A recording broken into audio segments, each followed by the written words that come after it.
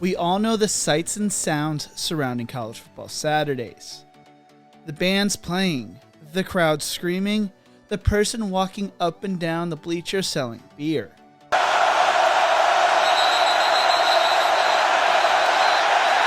Now take away that sound.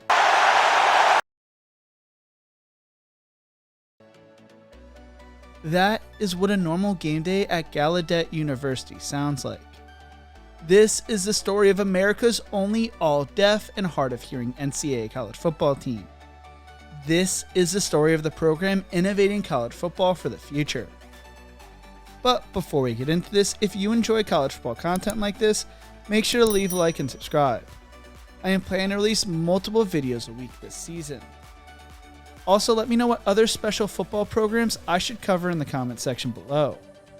Finally, if you are fluent in American Sign Language and are willing to translate this video for me, please reach out to me. My email is in my About section. Gallaudet University, located in Washington, D.C., began playing football in 1893. The team consists of players who are deaf or hard of hearing, and throughout campus, everyone communicates through ASL, aka American Sign Language. Things are a little different when it comes to how the football team works when compared to other programs around the country. 5 strikes of a resonated bass drum alert Gallaudet's special team units to upcoming punts and kicks. In lieu of using the headset, offensive lineman John Scarborough communicates with a coach standing far away atop the crowded stands via ASL. And before kickoff, the cheerleading team performs the national anthem via ASL. Gallaudet is the only liberal arts university in the world devoted to educating deaf and hard of hearing students. Established during the presidency of Abraham Lincoln, Gallaudet is older than American football itself. In fact, it played an important role in the sport's development. It is believed to be the home of the first huddle in football.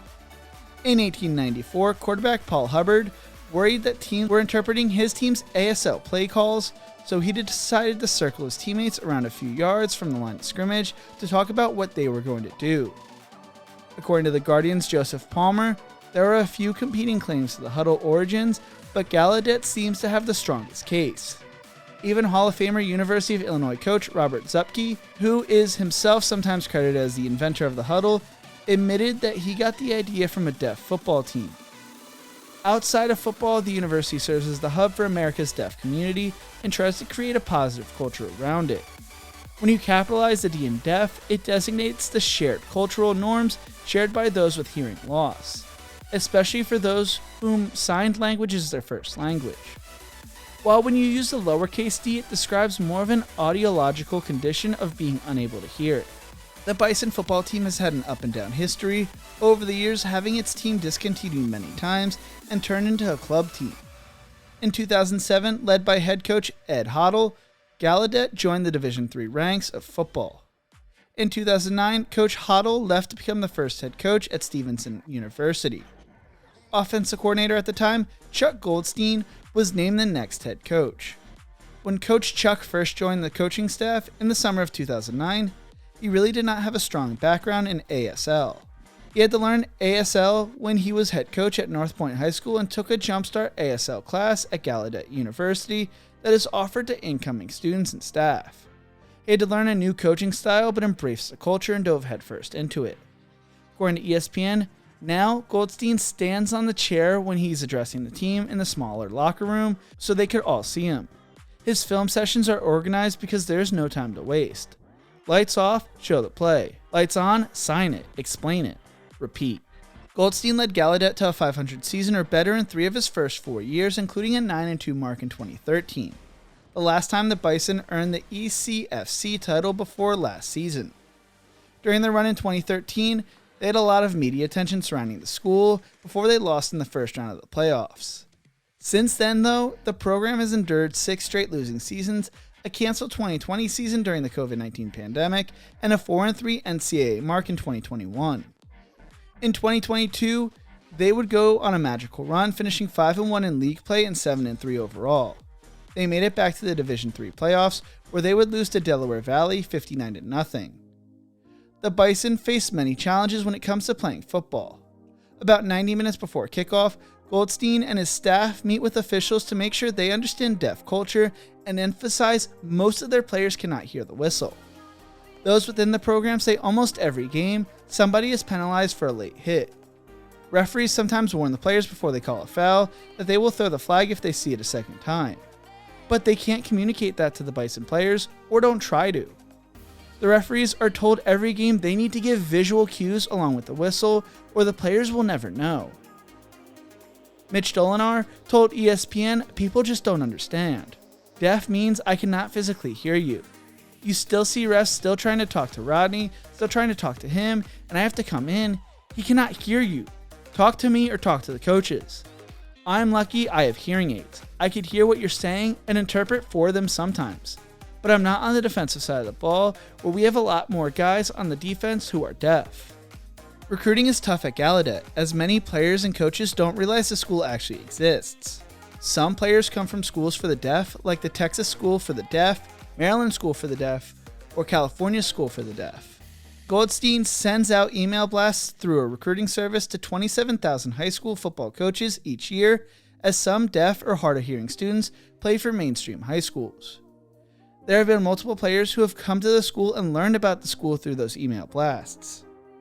They are a team full of undersized players and only have 3 full-time coaches.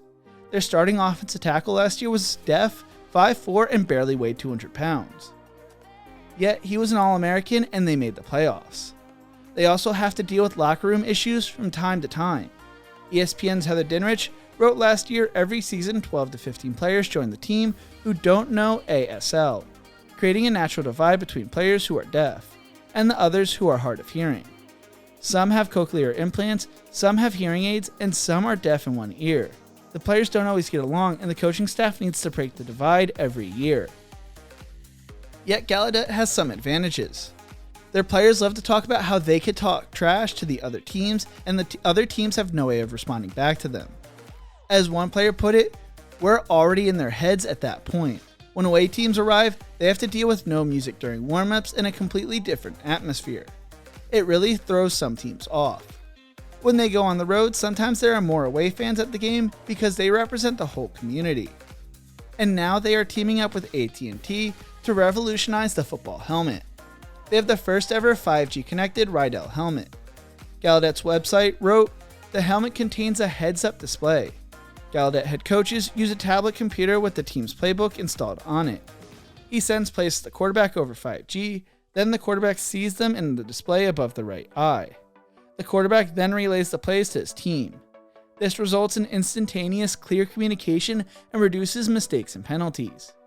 Goldstein told USA Today, "Every other game that we prepare for, we do what we do normally, and I think what people don't realize is when we communicate in our language, ASL, we're pretty fast, we're efficient, we're fast. What this does, this helps level the playing field with limiting mistakes and getting someone's attention.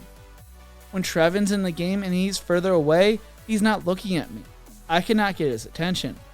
We're living with whatever play that's called. That's it. This gives us the opportunity for me to get his attention. There's a red exclamation point on the tablet. I hit it, it pops up. He knows automatically to stop what he's doing and look at me. If this continues to work, it could lead to more players getting to wear the helmet, and it may lead to ways that could reduce the whistle issues many players struggle with, which then means less penalties for the team. It also could lead to opportunities off the gridiron. There's talks about making this helmet available for construction workers and first responders.